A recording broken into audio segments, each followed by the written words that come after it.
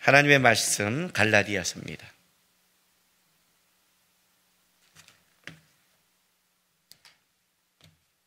갈라디아서 5장 16절에서 24절까지 말씀 우리 한 절씩 교독하겠습니다. 신약성경 309쪽입니다. 내가 이르노니 너희는 성령을 따라 행하라. 그리하면 육체의 욕심을 이루지 아니하리라.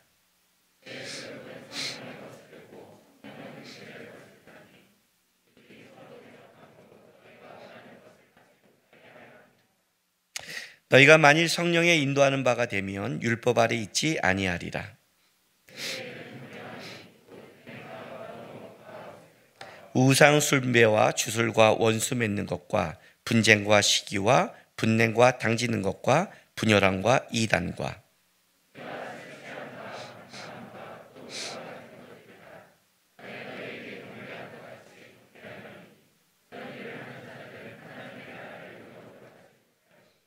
오직 성령의 열매는 사랑과 희락과 화평과 오래 참음과 자비와 양성과 충성과 같이 있습니다. 그리스도의 예수의 사람들은 육체와 함께 그 정욕과 탐심을 십자가에 못 박았느니라. 아멘. 지난주에서 제가 열매 맺는 법에 대해서 두 번째 설교를 하려고 합니다. 하나님의 나라는 말에 있지 않고 능력에 있다고 합니다. 그 능력이 뭘까요? 그 능력이 내가 주의 이름으로 뭘 했다가 능력은 아니잖아요. 마태복음 7장처럼 내가 주의 이름으로 귀신을 쫓았다, 주의 이름으로 권능을 행했다, 내가 주의 이름으로 많은 선지자노를 했다, 이런 것들이 불법이라고 말한다면 그런 것들, 우리가 보기에 외부적인 어떤 그럴싸한 일들을 능력이라고 하지 않죠. 다른 말로 한다면 세상이 갖고 있는 능력을 교회는 그걸 능력이라고 인정하지 않는다는 겁니다. 그 선지자와 많은 능력을 행했다는 게 문제가 아니라 그렇게 말한 그 사람이 갖고 있는 능력이라는 그것은 세상에서 말하는 능력을 가져온 거죠. 그러나 분명한 사실은 능력이란 건 이런 뜻을 갖고 있지요. 실력, 드러나는 게 있다는 거죠. 말이라는 것은 그냥 말할 수 있는 거지만 실력은 없는 거죠. 우리도 하나님처럼 빛이 있어라 말할 수 있지만 빛을 만들 실력이 없는 거고, 하나님은 우리와 뭐가 다르냐면 그분의 말은 곧 실력이고 그것이 일어나는 능력이 되는 거예요. 그게 우리와 차이인 거예요. 그래서 분명한 사실은 하나님의 나라는 말에 있지 않고 능력이 있다는 것은 그냥 우리의 고백을 넘어서서 그것은 분명하게 드러나는 것이라는 거예요. 열매와 연결되어 있는 겁니다. 하나님의 나라는 열매를 맺게 되어 있다. 왜냐하면 우리가 여기서 분별할 수 있는 능력이라는 것은 열매를 얘기하니까 그 열매를 통해 하는 거예요. 중요한 것은 이 열매 맺는 것이 요한복음 15장 1절에 뭐라고 그랬어요? 지난주에 봤을 때 필수라고 그랬죠. 이거는 그냥 선택이 아닙니다, 여러분. 열매를 내가 못 맺었어요, 뭐 내가 열매를 맺으려고 노력은 했어요가 아니라 열매 맺지 못한 가지는 잘라서 버린다고 그랬어요. 그러니까 이거는 선택이 아니라 필수예요. 왜 이게 필수라고 그랬어요? 그 열매 맺는 방법은 가지가 줄기에 붙어 있으면 되는 거니까요. 그 열매는 세상적인 어떤 능력을 얘기하는 게 아니라 우리에게 있어 능력이라는 것은 예수밖에 없잖아요. 기독교인의 능력은 예수밖에 없거든요. 하나님의 나라에 말이 있지 않고 능력이 있다는 건 이런 뜻이에요. 입으로 입술, 내가 주여 주여 하는 자마다 천국에 들어간 자가 아니에요. 그죠? 입술로 고백하는 것이 아니라 진짜 네가 예수를 붙잡고 있었니? 이 얘기를 하는 거예요. 예수를 붙잡고 있으면 당연히 예수로부터 열매를 맺게 돼 있다는 거죠. 이건 필수이기 때문에 그 열매가 없다면 너는 입으로 주여 주여 한 거지 진짜 열매 맺는 게 아니라고 얘기하는 거예요. 여러분, 신앙생활은요, 일단 다른 사람을 다 떠났어요. 여러분이 여러분의 자신을 알아요. 여러분 마음속에 예수로 오는 평안이 있습니까? 오늘 여기서 지금 열매 맺는데 우리가 착각하는 게 뭐냐면 이 열매가 보세요. 22절 23절 오직 성령의 열매는 사랑과 희락과 화평과 오래 참음과 자비와 양성과 충성과 온유와 절제니 이 같은 건 금지할 법이 없느니라. 요게 지금 우리에게 지금 뭘 만들어내기 시작하냐면 윤리 도덕과 같은 단어가 이 자리에 나왔다는 거예요. 그래서 우리를 헷갈리게 만들어요. 세상 사람도 사랑하고 기쁨이 있고 즐거움이 있고 어쩌면 예수 믿는 사람보다 더 어떤 절제하잖아요. 저는 청년들에게 지금도 이런 질문을 받아요. 목사님, 진짜 하나님의 자녀는 막 살아도 되나요? 저래도 구원받아요? 아니, 하나님의 자녀가 세상 사람보다 저렇게 막 사는데 어떻게 구원받아요? 왜냐면 우리에게 헷갈리거든요. 윤리도덕도 못 지키는데 어떻게 하나님의 사람이야? 이게 지금 헷갈려요. 우리의 분별법은 자꾸만 윤리도덕으로 가는 거죠. 그런데 이 열매가 윤리도덕으로 맺을 수 있는 열매냐 이거죠. 아니에요, 여러분. 예수로 오는 열매의 모양이라는 거예요. 예수로 말미암아 맺는 열매라는 거예요. 그러니까 다른 말로 할게요. 밖에 건 다 떠나서 환난이 와도 여러분 안에 예수로 말미암은 오래 참음. 오래 참는 건 분노가 아니죠. 예수님이 얼마나 오래 참았어요, 여러분. 그러나 분노하지 않았잖아요. 십자가상 마지막까지도 뭐래요? 아버지, 저들이 저의 죄를 모릅니다. 예수로 말미암은 사랑, 예수로 말미암은 희락은 원래 구원에 대한 기쁨이라고 그러거든요. 그냥 세상의 막 즐거움이 아니라 예수로 내가 주님의 자녀가 됐구나. 야, 주님이 내 인생 책임지는구나. 여러분, 우리 그 안에 고백, 그 안에 오는 기쁨, 그것이 있는가? 이건 자기는 분명히 알고 있을 거예요. 우리의 세상에서 부닥치고 뭐하고 뭐 여러 가지 있지만 분명히 자기 마음속에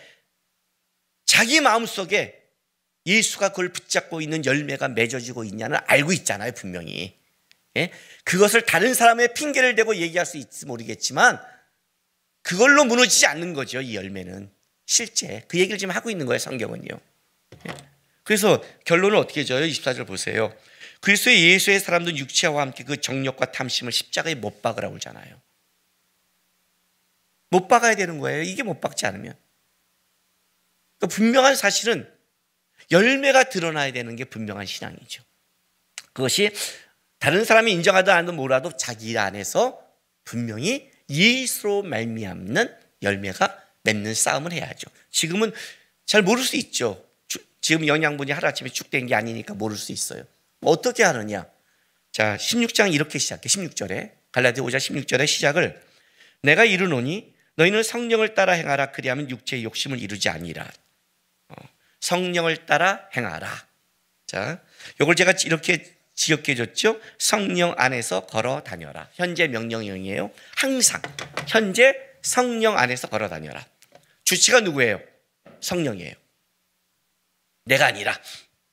주체가 성령이라고요. 성령 안에서 걸어 다녀라. 그러면 어떻게 돼요? 열매를 맺는다예요. 열매를 맺는다. 성령과 같이 동행해라. 그러면 열매를 맺게 돼 있다 그래요. 중요한 거는 성령 안에 걸어 다니면 열매를 분명히 맺는데 육체의 열매는 맺지 않는다예요.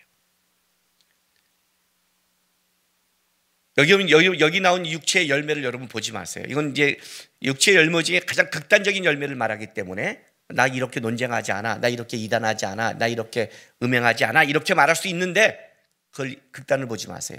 분명한 이렇게 말하는 거예요.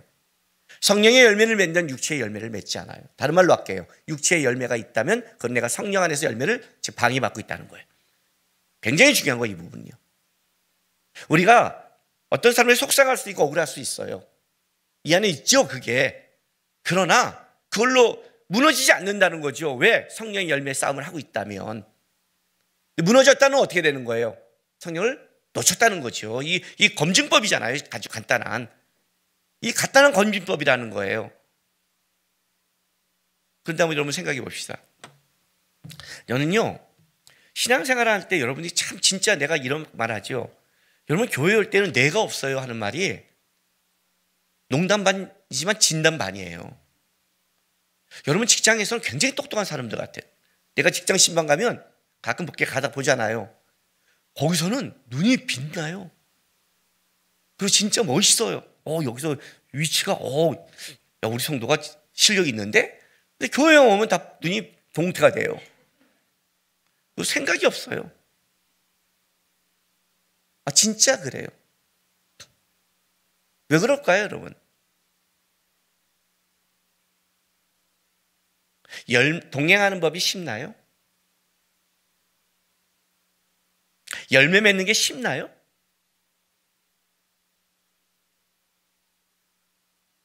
여러분 오늘 끝나고 이제 여러분 점심 먹을 때 여러분의 밥상에 온 그 음식들이 그렇게 쉽게 올라간가요? 씨 뿌리면 쑥쑥 자랐나요? 씨 뿌리면 쑥쑥쑥 쌀이 나고 그냥 고기가 알아서 펄떡펄떡 뛰어나오고 그냥 돼지가 와서 칵 죽어주나요? 아니잖아요. 농부가 그 쌀을 얻기 위해 1년을 어떻게 살아갑니까, 여러분? 저는요, 농촌에서 못 살아요. 우리 가끔 그러죠. 나이 들어서 야, 나 전원에 가서 이렇게 뭐 꽃도 키우고 모도 키우고 이렇게 살아간다고 그러잖아요. 저는 꽃 키우는 옆집에는 살 수 있어요. 그 사람이 키워놓은 거 옆에서 같이 보면서 그냥 내 정원이다 라고 보면 되는 거지 뭐. 응? 전 그렇게는 살아도 못해요. 왜 그런지 알아요?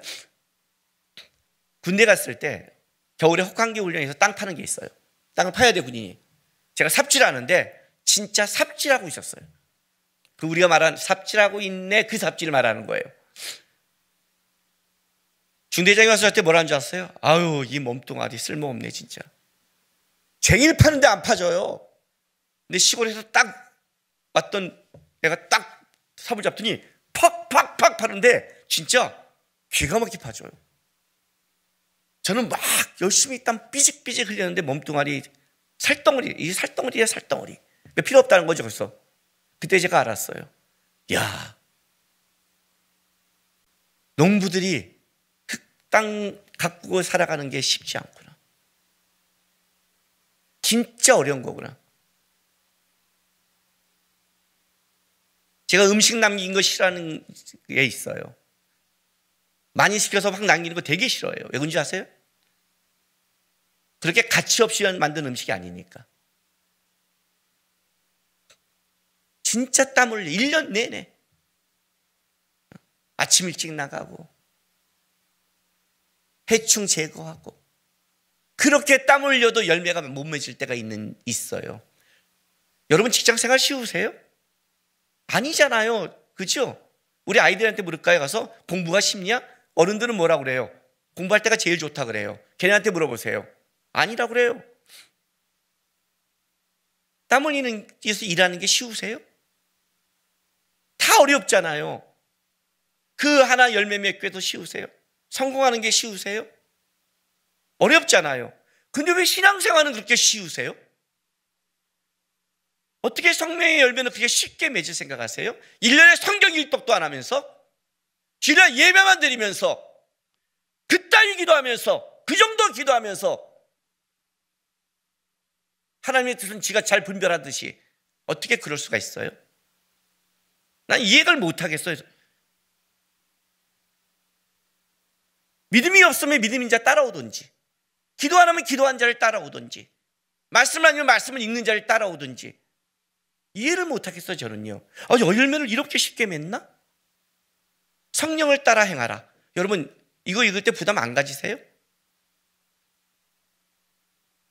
어디 여행 갈 때 산에 오를 때 산을 팍팍팍 오르는 사람 따라가 보세요. 우리 하준이가 하람이랑 산에 간다면 싫어해요. 왜? 하람이는 막 올라가요. 너무 숨차대는 거예요. 근데 하람이한테 그래. 야, 아빠도 청년 때 팍팍팍 올랐어. 근데 아빠는 어떻게 오르는지 알아? 아빠는 맨디아서. 제일 잘 타는 사람이 맨디에 있는 거야. 그래야 끌고 가야 돼. 어느 정도 타는 사람이 앞에 서야 돼. 어느 정도 산 타는 사람, 그래야 걔가 조절을 해줘요. 산 탈 때 제일 잘 탄 놈이 제일 앞에 가면 안 돼요. 뒤 다 죽어요. 누구랑 같이 가느냐 알잖아. 여행 갈 때 누구나 같이는 알잖아요. 시험 볼 때 알잖아요. 하람이가 대학원 들어가서 히브리어 보는데 내가 기가 막힌 거예요. 왜 그런지 아세요? 저는 계절학기 히브리어 학교 다닐 때 했을 때 하루에 3시간씩 3주 동안 하루에 3시간 잤어요. 2주 만에 눈이 터졌어요. 눈이 터져서 빨개갖고 3시간 잤는데 교수님을 만나서 교수님, 이번에 제가 계좌시고 다음에 하겠습니다. 교수님께서 일주일 남았으니까 끝까지 해봐. 그래서 교수님이 나를 배려하는구나 하고 했더니 D- 줬어요. 하루에 3시간씩 자고. 근데 우리 하나님은 잠깐 8시간 다 자는 거예요. 이럴 수가 있어? 그랬더니 합신에서도 우리 때가 전무후무한 때였어요. 왜? 그 교수님 때문에. 첫날 4시간 알파벳 다 가르치고 나서 그 다음날 딱 갔는데, 문제 풀고 갔는데 영어로 쓰더니 히브리로 작문하래요. 단어를. 그 사람은 히브리어를 쓰고 한글을 쓴 적이 없어요. 영어를 쓰고 히브리어를 써요. 와, 돌아버린 줄 알았어요. 3시간 자고. 누구랑 동행했다가 얼마나 힘든데. 그래서 너무 D-가 억울해서 그 다음에 다시 봤더니 놀면서 했는데 A뿔 받았어요. 그 당시에 합신 D-는 대한민국 어느 신대원 A뿔보다 잘한다고 소리 들었어요. 누구랑 가냐가 얼마나 중요한데 성령을 따라 행하래요. 이야, 성령이요? 쉽냐고요? 예수를 따라 행하면 열매가 분명히 맺는 데잖아요. 성령은 예수니까, 하나님이니까 하나님의 따라 길을 행하라. 그러면 맺을 것이라는 거예요. 분명히 맺는다. 필수다. 결정이 나 있잖아요. 신앙생활에 있어서 열매 맺는 게 만만치 않죠. 그래서 우리가 열매가 없는 거예요. 왜 없냐? 그렇게는 열매를 맺는 신앙이 안 되니까요. 그 정도에서는 안 된단 말이에요. 신앙생활은. 분명히 예수 안에 능력이 있거든요. 예수를 따라가면 내 안에 기쁨이 있거든요. 버티거든요. 그 인생 속에 분명히 하나님이 일하신 걸 맛보거든요. 말씀이 지식이 아니라 말씀 안에 하나님의 일하심을 고백하게 되거든요. 그런데 중요한 건 뭐예요? 열매 맺는 싸움을 해야 된다는 거죠. 그러면 열매를 맺으려면 어떻게 해야 돼요? 2가지 얘기했죠. 자, 22절, 23절 다시 볼게요. 오직 성령의 열매는 사랑과 희락과 화평과 오래 참음과 자비와 양성과 충성과 온유와 절제니 이 같은 거는 금지할 법이 없대요. 자, 금지할 법이 없어요. 금하지 않아요. 금하지 않는다고 막 하라는 뜻이에요. 금한다는 것은 어느 선을 정하는 거 아니에요. 그죠? 이건 선이 없는 거예요. 그래서 지난주에 뭐라고 했어요? 이건 적극적인 단어라고 그랬죠. 절제마저도 적극적이라고 그랬잖아요. 왜? 금하는 게 아니니까. 이거를 윤리도덕으로 가보면 어떻게 생각하냐면 절제, 오래 참으니까 금한다고 생각하는데 이거는 뭐예요? 적극적으로 하는 거라. 성령을 따라가, 예수를 따라가는데 어설프면 어떻게 되겠어요? 예수를 따라가는데 선이 어디 있어요? 예수를 따라가는데 절제가 있어. 예수를 따르는데 적극적이죠. 이 단어는 적극적인 단어란 말이에요. 금지할 게 없다고. 뭐 어떤 면에서 적극적이냐? 첫 번째는 뭐예요? 우리가 말하는 부정적인 언어를 쓰는데 그게 뭐예요? 브레이크를 잡는다. 쓴다는 표현이 아니에요. 달리기 위해서 잡는 거예요. 이걸 뭐라고 했어요? 가지치기라고 했죠.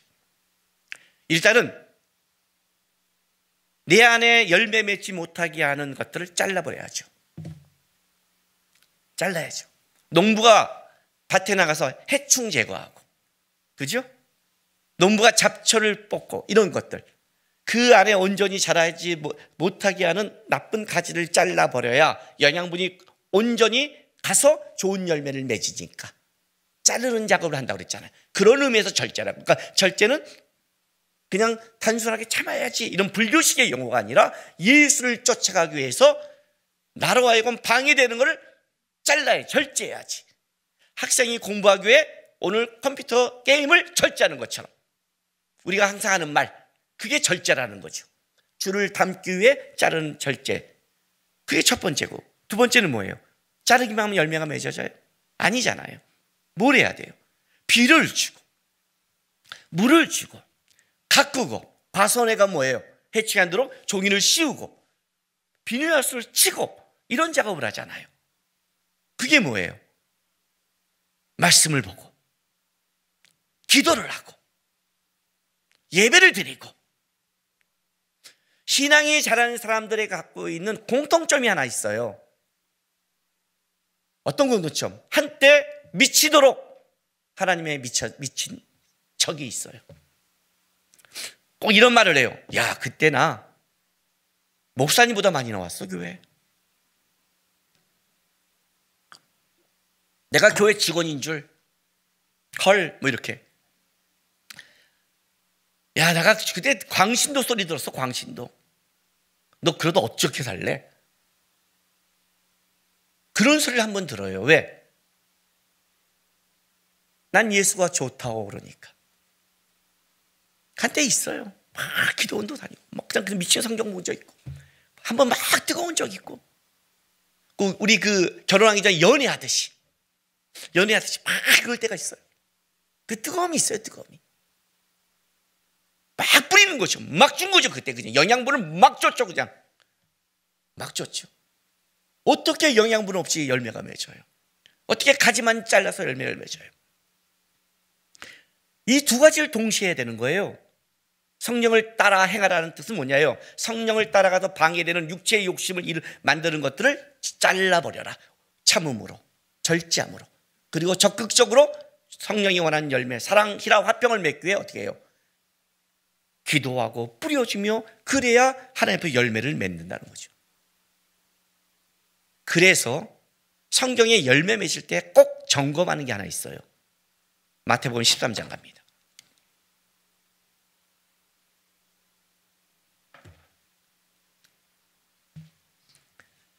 마태복음 13장 1절부터 9절까지 제가 쭉 읽어줄게. 들어보세요. 그날 예수께서 집에서 나가사 바닷가에 앉으심에 큰 무리가 그에게 모여 듣거늘 예수께서 배에 올라가 앉으시고 온 무리가 해변에 서 있더니 예수께서 비유로 여러 가지 그들의 말씀하여 이르시되 씨 뿌린 자가 뿌리러 나가서 뿌릴새 덜은 길가에 떨어짐에 새들이 와서 먹고 버렸고 덜은 흙이 얇은 돌밭에 떨어짐에 흙이 깊지 아니하므로 곧 싹이 나오나 해가 돋은 후에 타서 뿌리가 없으므로 말랐고 덜은 가시떨기 위에 떨어짐에 가시가 자라서 기운을 막았고 덜은 좋은 땅에 떨어짐에 어떤 거는 100배 어떤 거는 60배 어떤 거는 30배 결실을 하였느니라. 자, 천국 비유, 씨 뿌리는 비유 첫 번째 비유입니다. 먼저 여기서 다루는 건 뭔지 아세요? 씨의 문제가 아니라 밭의 문제를 다룹니다. 열매를 맺는데 밭의 문제를 다뤄요. 말씀이 막 뿌려지는 겁니다. 근데 밭의 문제에 따라 어떤 자는 슉 길가처럼 날아가고 어떤 자는 어떻게 돼요? 좀 하려다가 돌짝밭이니까 타버리고 어떤 자는 좀 자라서 제가 이제 나와서 뭔가 저렇게 하면 될 것 같은데 한데 가시덤불에 막혀버리고. 근데 좋은 땅의 열매도 다 똑같은 게 아니라 30배, 60배, 100배. 그러니까 하나님의 말씀 듣고 신앙생활 하는데 어떤 자는 100배, 어떤 자는 60배, 어떤 자는 30배. 그것도 밭에 따라, 좋은 땅도 밭에 따라 열매가 다르다 하고 밭의 문제를 다루고 있는 거예요. 그러니까 이 밭의 문제를 해야죠. 그리고 이 밭의 문제에 더 무서운 것은 뭐냐면 여기서 끝나는 게 아니라 마태복음 13장 24절 25절 보세요. 예수께서 그들 앞에 또 비유로 들어 이르시되 천국은 좋은 씨를 제 밭에 뿌린 사람과 같으니 사람이 잘 때 그 원수가 곡식 가운데 가라지를 더 뿌리고 갔더니 싹이 나고 결실도 해 가라지도 보이거늘. 이렇게 돼요. 가라지를 뿌리고 간다는 거예요. 가라지가 뿌려지는 거예요, 자꾸만. 근데 문제는 하나님 날아갈 때까지 이 가라지가 같이 있는 거예요. 성경이 그렇게 말하죠. 가라지를 뽑아버릴까요? 아니, 놔둬라. 괜히 잘못 뽑다가 다치니까 놔둬라. 같이 있어요. 근데 가라지가 아무리 방해해도 좋은 땅에 제대로 해준다면 열매 맺는데 아무 이상이 없다고 성경은 얘기해요. 그렇다면 이런 결론이 되는 거죠. 우리가 이 땅에 하나님 앞에 믿음의 삶을 살아가고 있는데 우리 밭에 문제가 있는 거예요. 왜? 천국의 말씀이 하나님의 것은 어떻게 돼요? 동일하니까. 근데 우리 밭이 문제가 있는 거죠. 그리고 문제는 그걸로 끝나는 게 아니라 여기다가 가라지가 뿌려서 우리로 하여금 더 헷갈리게 한다는 거죠. 그들이 뿌리는 가라지가 뭘까요? 뭘 뿌리고 갈까요, 도대체?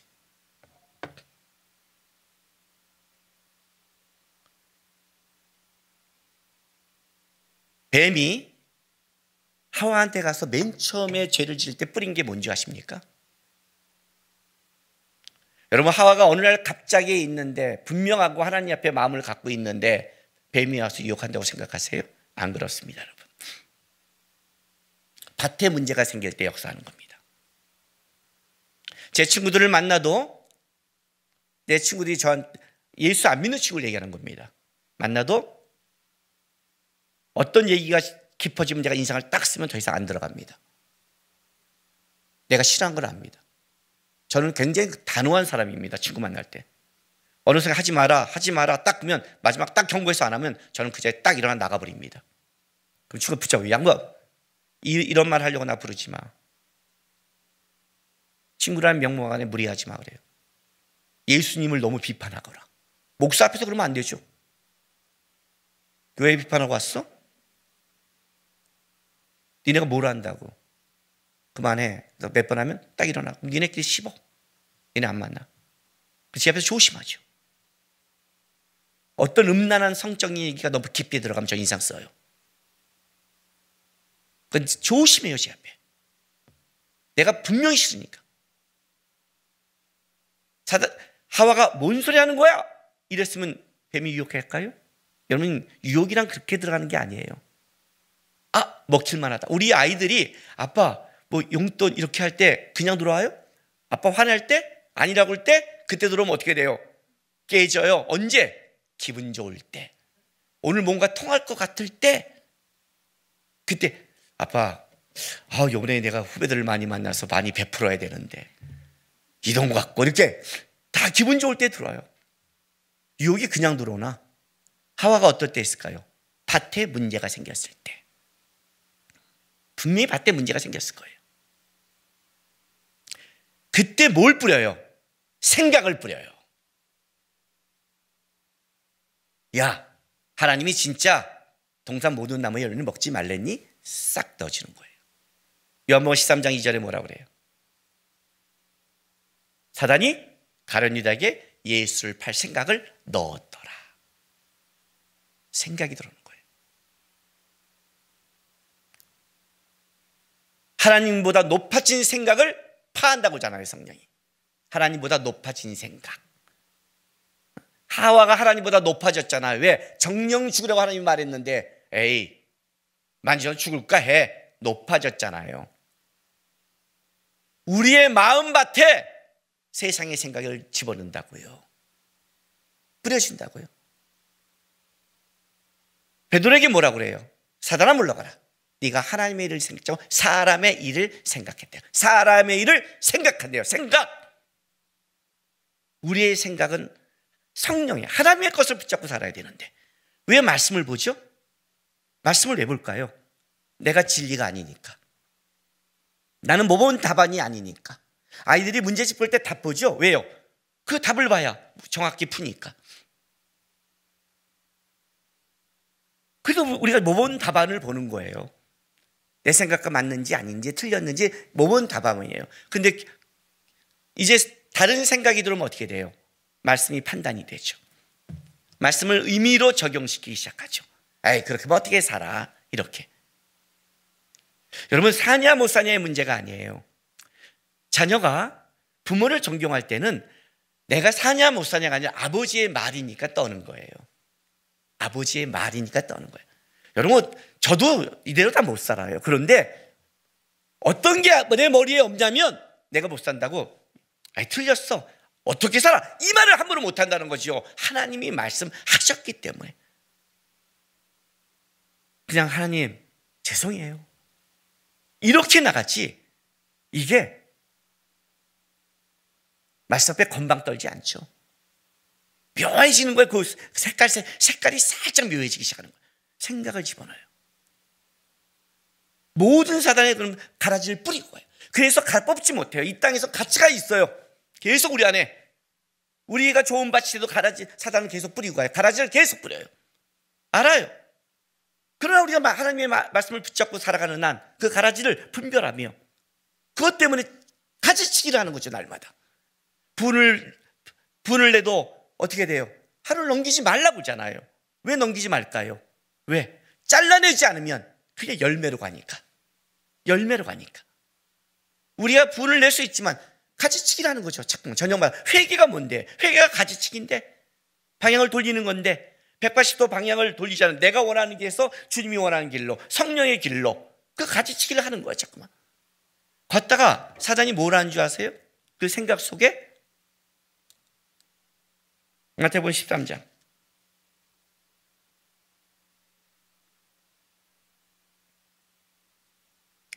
19절부터 보세요. 13장 19절. 아무나 천국 말씀을 듣고 깨닫지 못할 때는 악한 자가 와서 그 맘에 뿌려진 걸 빼앗나니 이는 곧 길가에 뿌려진 자예요. 그러니까 말씀을 뿌렸는데 멍하니 있다가 돌아가면 그냥 싹 사라져요. 남지도 않고. 남는 것도 뭐예요? 생각이죠. 그죠? 제가 교회 다닐 때 아끼던 후배가 있어요. 지금 걔도 사모가 됐어요. 부흥회가 끝나고 나가는데 어느 날 딱 예배 끝나고 나갈 때 누가 막 장난치고 청년이 자기 동기가 장난치니까 딱 오빠 잠깐만 장난치지 말래요. 예배 끝나고. 당황해서 했지. 나 잠깐 그냥 혼자 생각할 게 있다는 거였어. 오빠 그렇게 안 했으면 좋겠다고. 저한테 하는 거 말고 다른 오빠한테. 저는 그런 사람 아니니까. 그랬더니 당황해서 하다가 이제 알았어 왔더니 나중에 조용히 있다가 내가 지나가면서 뭔 일 있니? 그랬더니 아니요 오빠 뭔 일 없어요. 근데 왜? 말씀을 들어서 은혜가 됐는데 좀 곰곰이 깊게 묵상하고 싶었어요. 오자마자 장난을 딱 치는데 그 장난치다가 말씀이 사라질까 봐요. 오늘 받은 말씀이 제가 너무 은혜가 돼서 가슴에 좀 하나님 앞에 좀 기도를 좀 간직하고 싶은데 농담하다가 사라지는 게 싫었어요. 그런 거예요. 내가 걔한테 그래 잘했다 그랬어요. 훌륭하지 않아요? 우리 예배 드리고 가서 주차장에서 다 끝나잖아요. 벌써 문 앞에서 끝나잖아요. 왜 이렇게 복잡해 어깨 치고 너무 쉽게 사라지지 않으세요? 깨닫기도 전에 말씀이 이제 열매 맺기 전에 다 뺏겨버려요. 그런데 좀 버텨서 은혜를 받았어요. 그래 은혜 받았다고 그래요? 나갈 때 보면 은혜 받았다고 말해요. 자 20절 보세요. 돌짝밭에 뿌렸다는 말씀을 듣고 즉시 기쁨을 받되 그 속에 뿌리가 없어 잠시 견디다가 말씀으로 말미암아 환난이나 박해가 일어날 때는 곧 넘어지는 자요. 그죠? 재밌어요? 말씀으로 말미암아 말씀 때문에 환난이 와요. 내가 열심히 신앙생활하고 열심히 했는데 뭐야? 이제 오는 거예요? 여태까지 내가 한 예배, 내가 한 봉사, 내가 말씀을 붙잡은 게 뭐야? 회의가 와요. 또 한 가지 가시떨기를 뿌렸다는 것은 말씀을 들으나 세상의 염려와 재물의 유혹에 말씀이 맡겨 결실하지 못하는 자요. 그래요. 자, 사단이 어떻게 역사하면 이렇게 역사하는 거예요. 생각을 집어넣어요. 그리고 환경을 조성해요. 왜요? 왜 환경을 조성한지 아세요? 염려라는 양념을 뿌려주는 거예요. 생각이 들어오고 염려란 양념이 들어오면 극대화가 돼요.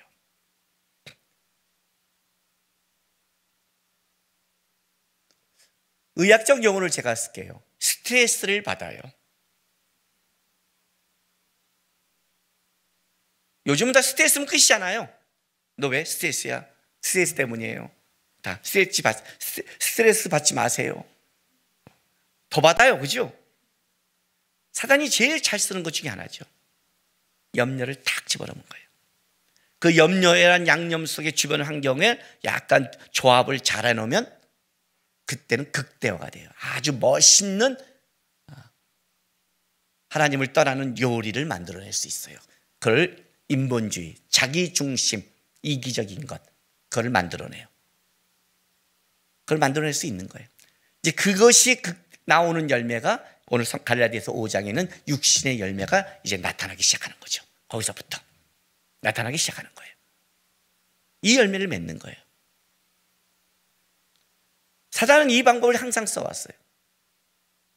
예수님께서 내가 십자가를 지겠다고 말씀하자마자 주는 그리스도 살아계신 하나님이 아들이라고 고백한 베드로 안에 뭐예요?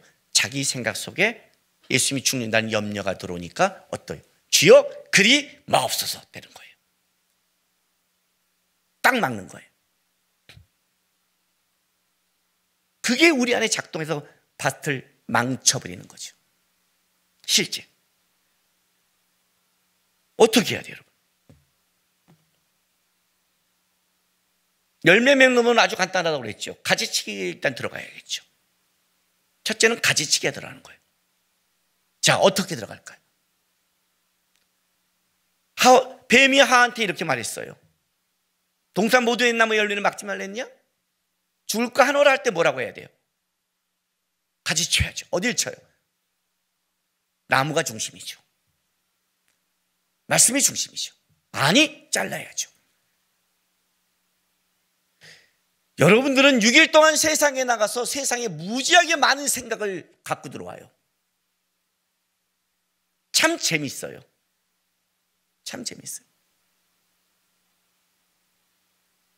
내 직업이 비판적인 직업을 갖고 있는 사람은 기도를 배로 늘려야 돼요.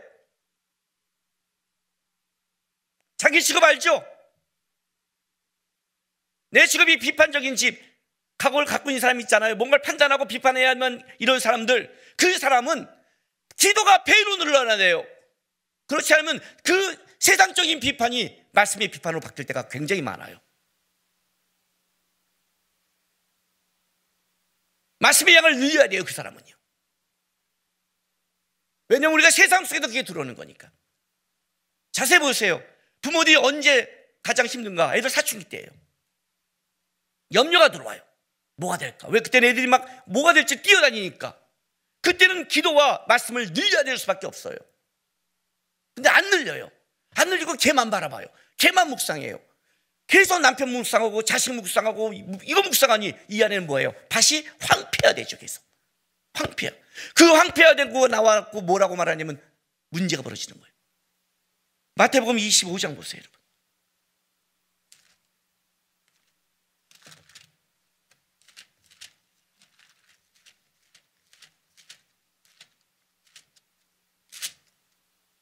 (24절) 25절 읽어줄게요.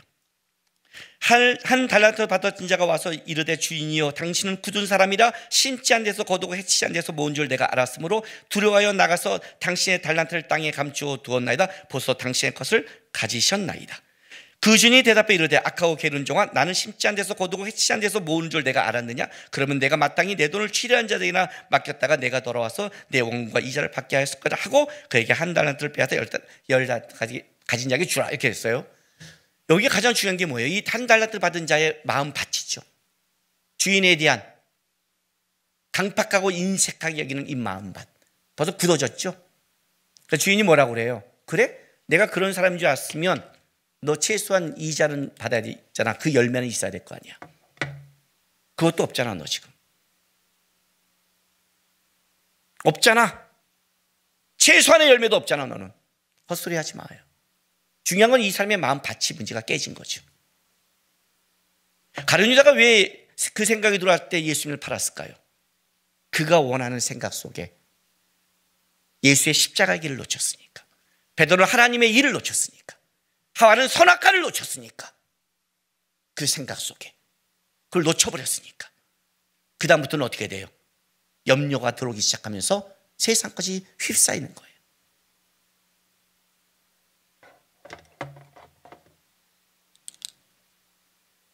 그렇게 되면 신앙이 어떻게 되는 줄 아세요? 마가복음 11장 봐요.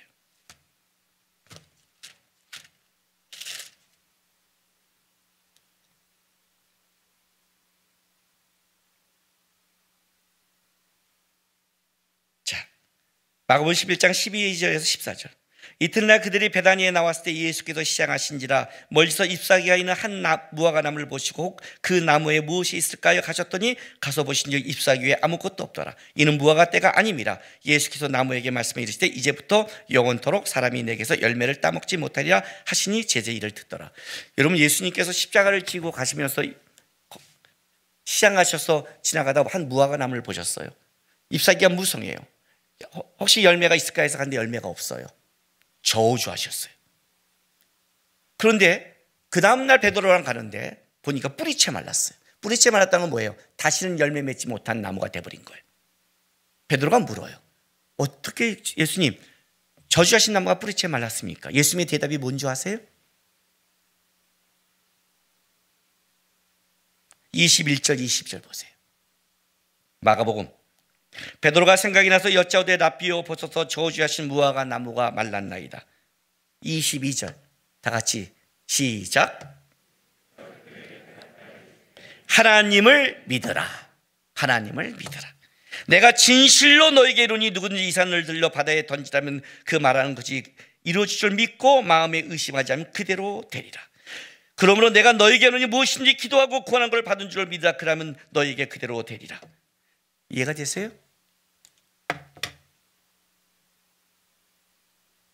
신앙이 잎사귀만 무성하는 거예요. 그 열매 있는 것 같이만 보여요. 내가 주의 이름으로 귀신을 쫓았습니다. 선지자 노래했습니다. 권능을 했습니다. 한 게 중요한 게 아니에요. 네 마음속에 그래서 예수가 있어? 예수의 사랑과 평안이 있어? 예수 때문에 그 인생을 가고 있어? 예수 때문에 원망을 잡고 예수님이 십자가 지고 가듯이 너가 예수님 바라보고 가고 있어? 그래서 네가 십자가에 달려도 아버지 저질 모릅니다 하고 아버지 바라보고 있어? 너가 예수 때문에 절제하고 있어? 예수 때문에 오는 기쁨이 있어?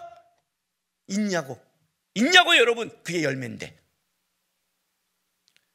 겉모습은 예수 때문이라는 잎사귀는 무성한데 실제 내 마음만으로 황폐가 되고 있다면 점검해야죠. 이건 남의 얘기라는 게 아니에요 여러분.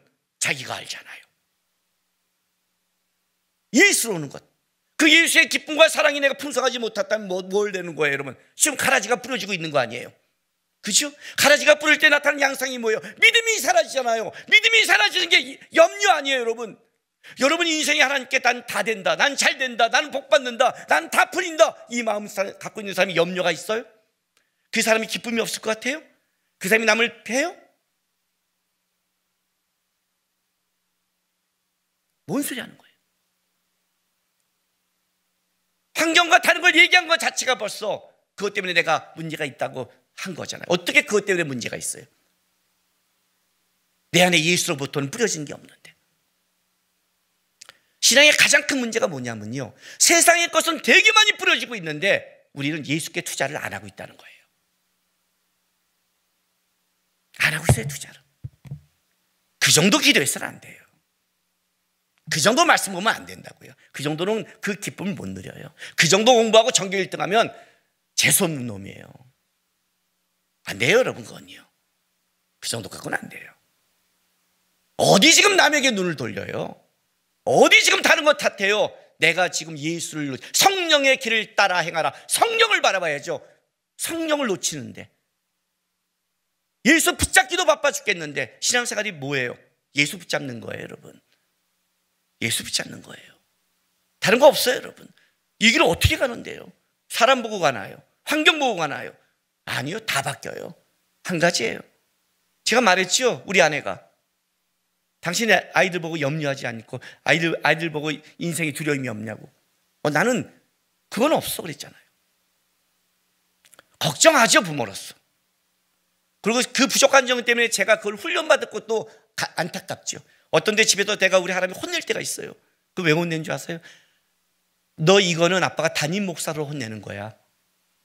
너 어디 가서 사역할 때 담임 목사는 이거 똑같이 지적해. 아빠한테 혼나. 차라리 내 자식이 나한테 혼나. 그래야 만약에 지금 이따가 진짜 담임 목사 딱 한 번 지적하면 기억날 거니 아빠가 그럴 때. 그때 처음 들으면 안 되니까. 이건 아빠의 마음이 아니야. 담임 목사는 교회에서 이 문제가 부격자 간다면 다 봐.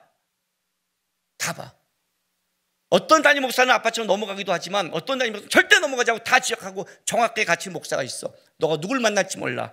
그러면 마음이 아파. 그러니까 아빠한테 배워서 지금 준비해.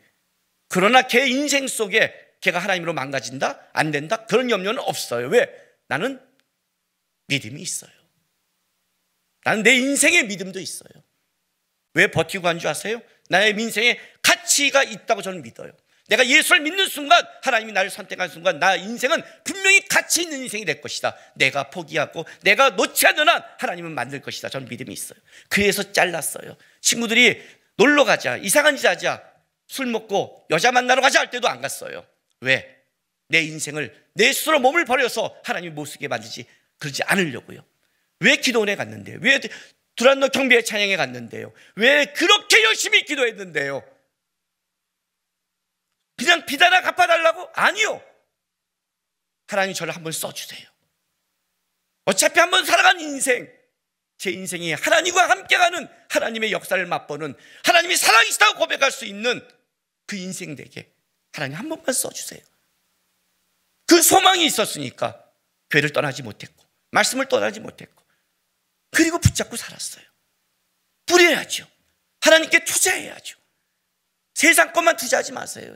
세상도 투자해야 되잖아요. 땅도 사야 되고 주식도 잘 분별해야 되고 집도 좋은 데 사야 되는 것처럼, 잘못 투자하면 망하는 것처럼 신앙도 똑같아요. 똑같아요. 하나님의 마음의 밭에 하나님이 뿌리도 마음 밭을 잘라내야죠. 생각이 들어오면 말씀이 비겨 잘라내고 걷다가 좋은 걸 뿌려서 하나님 보시기에 열매 맺게 분명히 약속했잖아요. 성령의 길을 따라 행하라. 그러면 성령의 열매를 맺으리라. 정확한 법칙이잖아요. 이 싸움하는 거예요. 종교 생활하지 마세요. 뽐나는 생활하지 마세요. 말씀을 듣고 와서 내가 자를 게 뭔지, 내가 뿌릴 게 뭔지, 내 삶 속에 지금 내가 마음이 황폐하면 어떻게 해야 돼요? 빨리 돌을 잡으시면 돌을 제거하고, 가시면 가시덩굴을 제거하고, 빨리 옥토로 만들고 말씀을 뿌려서 내 안에 여러분 하나님의 은혜가 임해야 그 다음에 내가 어디 나가서 그 힘으로 승리하며 살아가는 거예요. 그 열매를 맺는 거예요. 잎사귀만 무성한 신앙이 아니라 하나님이 원하는 방법으로 땀 흘려 뿌려서 신앙의 열매 맺는, 신앙이 자라는 아름다운 신앙 되시기를 주의 이름으로 바랍니다. 기도합시다.